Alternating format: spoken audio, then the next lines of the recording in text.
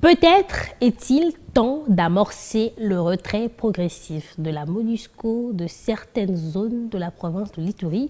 Selon le chef du bureau MONUSCO, Bunia, l'opération de fermeture de la base de Bouga-Chabi débutera fin mai dans le cadre de la mise en œuvre du plan de retrait signé avec le gouvernement congolais. D'autre part, les gens sont encore sceptiques quant à sa mise en œuvre. Détail avec Marcus Jean-Loïc.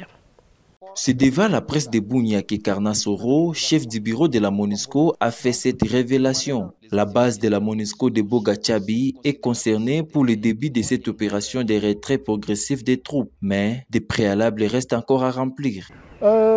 Nous avons travaillé sur ce plan depuis quelques mois et le comité provincial de transition sera lancé le 26 mai prochain en Ituri et il va commencer ses travaux. Il va mettre à jour l'analyse situationnelle.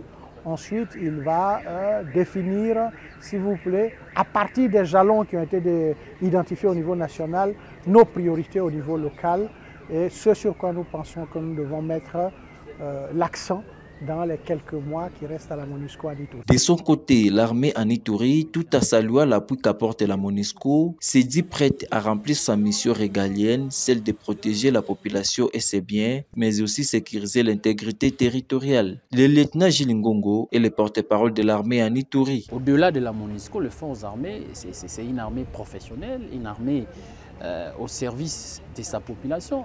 Et donc, ce sont les partenaires qui viennent en appui.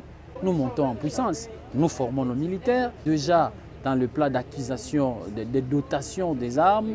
Et dans ces contextes-là, je vous rassure que les forces armées est dans la dimension de protéger la RDC. Pendant ce temps, la classe sociopolitique iturienne demeure sceptique quant au retrait effectif de cette force onusienne de l'Ituri. D'après Léon Mungwana, acteur politique de la place, la MONUSCO va toujours chercher un alibi pour se maintenir. Il y aura d'autres zones de turbulence que ces gens vont créer pour se maintenir encore davantage. Ça, c'est l'hypocrisie totale.